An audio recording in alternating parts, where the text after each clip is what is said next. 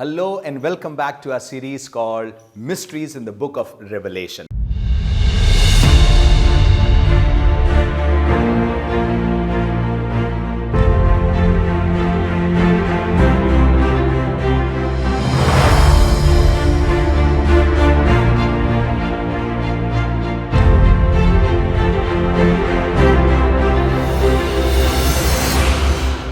क्यों परमेश्वर ने इन सातों कलीसियाओं को चिट्ठी लिखी और बाकी और को नहीं लिखी?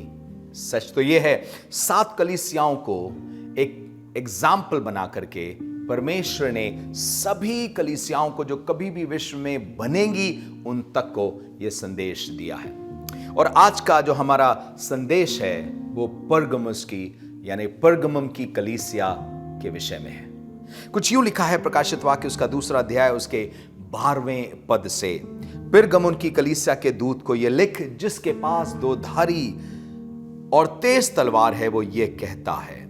इस कलीसिया के विषय में जब आप देखते हैं तो यीशु मसीह ने अपने आप को प्रदर्शित किया है, वो जिसके हाथ में 2 धारी तलवार है। आज जिस कलीसिया के बारे में हम लोग चर्चा कर रहे हैं वो है परगमुम की कलीसिया, या इंग्लिश में लिखा है द चर्च ऑफ परगमस। और ये इफिसुस से लगभग 100 मील की दूरी पर था, स्मरना से लगभग 60 मील की दूरी पर, और ये नॉर्थ की तरफ टर्की में आज भी पाया जाता है। इसका आज का प्रेजेंट नाम बरगामा है। ये अपने आप में बहुत मजबूत शहर हुआ है। इस सिटी को प्लाइनी नाम के गवर्नर ने मेजर सिटी के नाम से रखा था। It used to be called a major city, एक मुख्य शहर। पॉलिटिकली बहुत ज्यादा एक्टिव था यह शहर। इस शहर में 2 लाख से अधिक किताबें थीं। उस समय की आप सोच सकते हैं शायद सबसे बड़ी लाइब्रेरी इस जगह पर पाई जाती थी। It was the centre of great education, law and even the judiciary. यहां पर नियम बनाए जाते थे और यहां से नियम बन करके जाया जाता था। यह अपने आप में पॉलिटिकली बहुत स्ट्रांग सिटी थी। इसी जगह पर एक मंदिर रोम के सल्तनत के नाम पे, रोम के राजा के नाम पर भी हुआ करता था, और लोगों को यह आज्ञा थी कि वे रोम के शासक के सामने भी धूप बत्ती जलाएंगे। यह शहर जितना पॉलिटिकली एक्टिव था उतना ही स्पिरिचुअली एक्टिव था। यहां पर बहुत बड़े बड़े भव्य मंदिर थे, और ऐसे मंदिर थे जो पूरे संसार में, उस समय के संसार में प्रसिद्ध थे। डायना का यहां पर मंदिर था, डायोनिसिस का मंदिर था, अपोलो का मंदिर था यहां पर ज़्यूस का मंदिर था, जिसको कहा जाता था किंग ऑफ गॉड्स। वहां ऑल्टर थी और वहां पर वेदी पर भेंट चढ़ाई जाती थी उसको। इतना ही नहीं, यहां पे एफ्रोडाइट का भी मंदिर था। राजा का, जो रोम का राजा हुआ करता था, उसका भी मंदिर था यहां पर। और अगर रोम के राजा के सामने धूप बत्ती नहीं जलाई गई तो वो मरवा दिया करता था। एक और खास मंदिर यहां पर हुआ करता था जिसको कहा जाता था टेंपल ऑफ अस्क्लेपियस। अस्क्लेपियस के टेंपल में लोग चंगाई पाने के लिए, हीलिंग के लिए आया किया करते थे। पूरे विश्व से, अलग अलग जगह से, जहां तक रोम का साम्राज्य था और ग्रीक फिलॉसफी फैली हुई थी, वहां से लोग आया करते थे और अपनी चंगाई के लिए इस मंदिर में आते थे।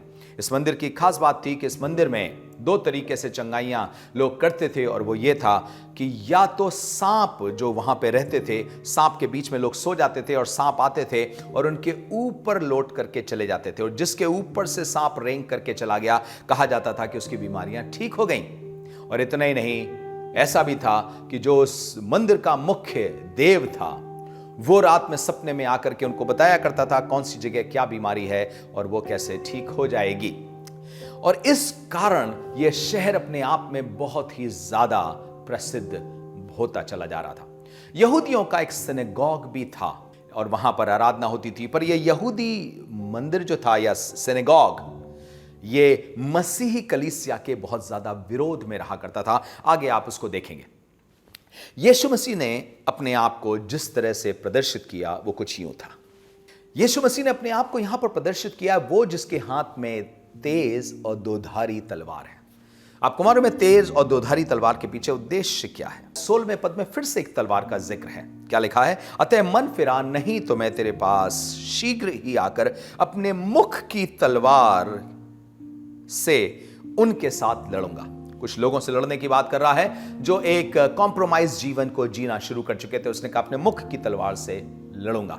यहां पर तलवार लेकर के यीशु मसीह क्यों दिखाया गया है? क्योंकि तलवार का मतलब होता है गूदे गूदे को और गांठ गांठ को अलग अलग कर देना, सत्य को असत्य को अलग कर देना, अच्छे को बुरे को अलग कर देना, मिलावट की जिंदगी को नहीं रहने देना। यह परमेश्वर के पुत्र प्रभु यीशु मसीह का प्रगटीकरण था अपने बारे में। I am not only a God who heels, मैं सिर्फ चंगा करने वाला परमेश्वर नहीं हूं, दया करने वाला परमेश्वर नहीं हूं, पर मैं सच को असत्य से दूर कर देता हूं। मैं वो परमेश्वर हूं जो भले को बुरे से अलग कर देता हूं। मैं सच को सच और बुरे को बुरा अलग दिखा देता हूं।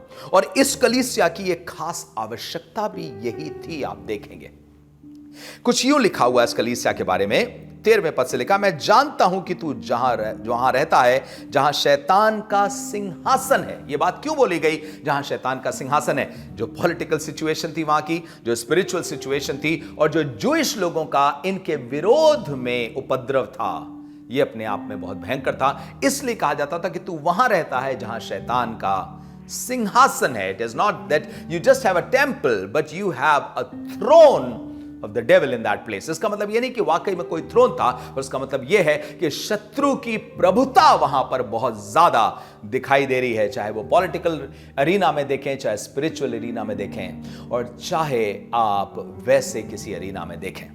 इस कलीसिया की एक अच्छी बात भी लिखी हुई है। लिखा है, तू मेरे नाम पर स्थिर रहता है और मुझ पर विश्वास करने से उन दिनों में भी पीछे नहीं हटा जिसमें मेरा विश्वास योग्य साक्षी अंतिपास तुम्हारे बीच उस स्थान पर घात किया गया जहां शैतान रहता है।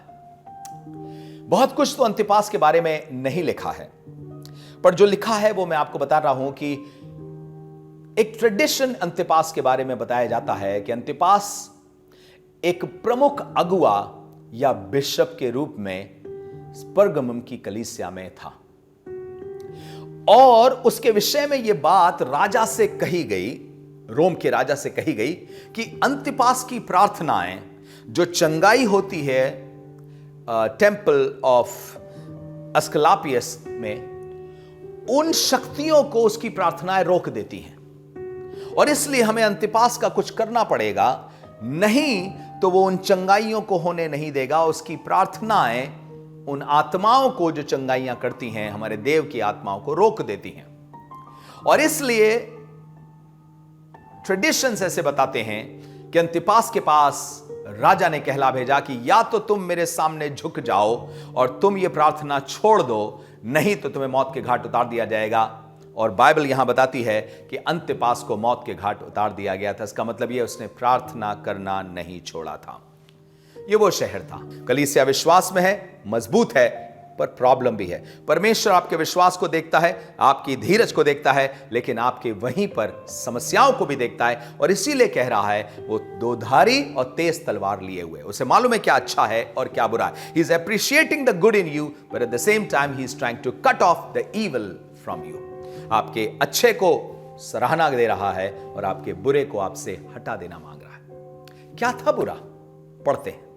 इस कलीसिया की बुराई कुछ यूं थी 14वें पद से, पर मुझे तेरे विरुद्ध कुछ बातें कहनी हैं, क्योंकि तेरे यहां कुछ ऐसे हैं। इसका मतलब सब ऐसे लोग नहीं है, पर कुछ ऐसे हैं जो बिलाम की शिक्षा को मानते हैं, जिसने बालाक को इसराइलियों के आगे ठोकर का कारण रखना सिखाया कि वे मूर्तियों पर चढ़ाई हुई वस्तुएं खाएं और व्यभिचार करें। और वैसे ही तेरे यहां कुछ ऐसे हैं जो निकुलियों की शिक्षाओं को मानते हैं।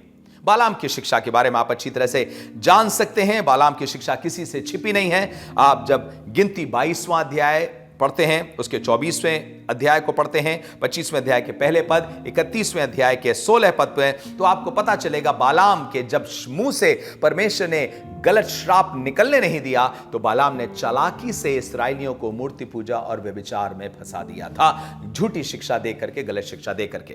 तो उसने कहा यहां पर भी कुछ लोग ऐसे हैं जो घुस आए हैं और वो क्या कर रहे हैं? सत्य के साथ असत्य की मिलावट कर रहे हैं। वो तुम्हें मूर्तियों के सामने चढ़े हुए को भोजन करना और तुम्हें व्यभिचार में जाना और तमाम पाप में जाने को जस्टिफाई कर रहे हैं, सही ठहरा रहे हैं। तुम उससे दूर रहना। फिर यहां पे दूसरी बात लिखी, निकुलियों की शिक्षा। निकुलियों के बारे में क्या दिखाई देता है? क्लेमेंट जो अलेक्जेंड्रिया का एक बहुत अच्छा विश्वासी प्रचारक था, और एक बहुत गजब का टीचर रहा है 2nd सेंचुरी का, क्लेमेंट ऑफ एलेक्जेंड्रिया उसका नाम है। उसने निकोलेटियंस के बारे में कुछ ऐसा लिखा है कि वो सिर्फ खाने पीने के लिए किसी हद तक चले जाते थे और वे विचार के लिए भी किसी हद तक चले जाते थे। They were given over to over drinking, indulgence, eating, fornication and into those things। और बाइबल में लिखा है कि तेरी कलीसिया में कुछ ऐसे लोग भी हैं जो उन शिक्षाओं को भी मान रहे हैं और बालाम की शिक्षाओं को भी मान रहे हैं। इसका मतलब कि कहीं पर कुछ समझौता चल रहा है और वो उसको दूर करने के लिए यहां पर बातें कर रहा है। पर एक बात आगे जो बहुत चेतावनी भरी बात लिखी है और एक सलाह लिखी है, वो यूं है। सो हम इसके 16वें और 17वें पद में आते हैं तो हम देखते हैं यीशु मसीह कह रहा है, मन फिरा नहीं तो मैं तेरे पास शीघ्र ही आकर अपने मुख की तलवार से उनके साथ लड़ूंगा। वो कलीसिया में सबके साथ नहीं लड़ना मांग रहा, पर उनके साथ जरूर से लड़ेगा जो समझौते की जिंदगी जी रहे हैं, जो मिलावट की जिंदगी जी रहे हैं, जिन्होंने भोजन के लिए और अपने शरीर की इच्छाओं के लिए मसीह यीशु की कलीसिया को भी इन्फेक्टेड और इन्फेस्टेड कर दिया है। उनके साथ वो कह रहा मैं लड़ूंगा। किससे? तलवार से लड़ूंगा, अपने मुंह के वचन से लड़ूंगा, उनको दोषी ठहराऊंगा। यहां बात खत्म नहीं हो गई, पर उसके बाद कह रहा है, पर जिसके सुनने के कान हो वह सुन ले, आत्मा कलीसियाओं से क्या कहता है कि जो जय पाए उसको मैं गुप्त मन्ना में से दूंगा। कई बार हमें ये समझ नहीं आता कि गुप्त मन्ना क्या है। आखिर गुप्त मन्ना क्या है? मन्ना सबसे पहली चीज ये उन लोगों से कह रहा है जो लोग भोजन के लिए किसी भी हद तक जा रहे हैं, किसी के सामने चढ़ाया हुआ भी भोजन खाने को तैयार हैं, उनसे कह रहा अगर तुम फेथफुल रहोगे, विश्वास योग्य रहोगे, तो मैं वो देकर के तुम्हें तृप्त करूंगा जो आज तक किसी ने नहीं खाया होगा। गुप्त मन्ना से तुमको खिलाऊंगा। अभी गुप्त मन्ना इसका मतलब किसी को मालूम नहीं है, इसीलिए इसका नाम गुप्त मन्ना है। अगर आप मुझसे चाहें कि मैं सब कुछ बताऊं कि क्या वो गुप्त मन्ना होगा, तो गुप्त नहीं रह जाएगा ना, फिर वो मन्ना क्लियर हो जाएगा। यहां लिखा है गुप्त मन्ना में से खिलाऊंगा, बट उसका सीधा सा तात्पर्य I am going to satisfy you. उसका मुख्य उद्देश्य कहने का यह है मैं तुझे तृप्त करूंगा। और दूसरी बात, मैं तुझे सफेद पत्थर में से दूंगा। उस समय ग्रीक कस्टम के मुताबिक दो तरीके के पत्थर चलते थे। जब कोई दोषी पाया जाता था किसी गुनाह में तो उसको काले पत्थर को दिया जाता था, और जब कोई उससे बच जाता था, उस दोष से बरी हो जाता था, जो निष्पाप कहलाया जाता था, उसको सफेद पत्थर दिया जाता था। यह ग्रीक कस्टम था, जूइश कस्टम नहीं था ये, पर यह ग्रीक कस्टम था। तो संभव है यहां पर, क्योंकि उस जगह पर ग्रीक कल्चर चलता था, यह बात कही जा रही है कि जिस शहर में तुम रहते हो, यह शहर जुडिशियल के लिए जाना जाता है, न्याय के लिए भी जाना जाता है, यहां कानून व्यवस्था के लिए जाना जाता है। मैं तुमको बताना मांगता हूं, परमेश्वर तुम्हें उन तमाम लोगों से फ्री करेगा जिन्होंने तुम पर एक्यूजेशंस लगाए हैं, तुम्हें दोषी ठहराया है, तुम्हें मरवा डाला, दुख दिया है, और मैं तुम्हें उनसे स्वतंत्र करूंगा। और फिर उसके बाद लिखा हुआ है, और उसे एक श्वेत पत्थर भी दूंगा, उस पत्थर पर एक नाम लिखा हुआ होगा जिससे उसके पाने वाले के सिवाय कोई और ना जानेगा।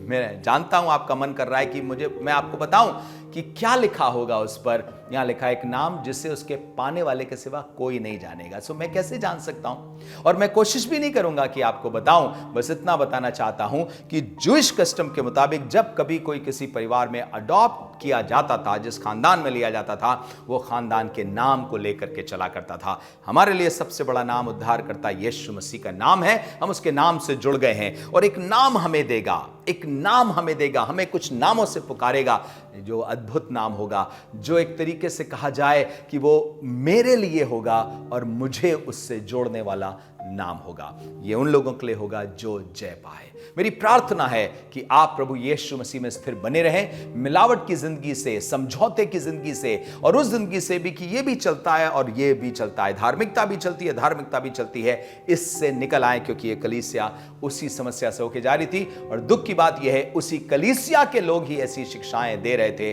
तब यीशु मसीह ने कहा मुख की तलवार के साथ लड़ूंगा। कहीं ऐसा ना हो कि खुदावंद यीशु मसीह आपसे भी मुख की तलवार से लड़ रहा हो और आप विनाश में चले जाएं। प्रभु आपको बचाना चाहता है, आपको गुप्त मन्ना में से और श्वेत पत्थर दे करके आपको एक नया नाम देना चाहता है। God bless you. परमेश्वर आपको बहुत आज से आशीष दे।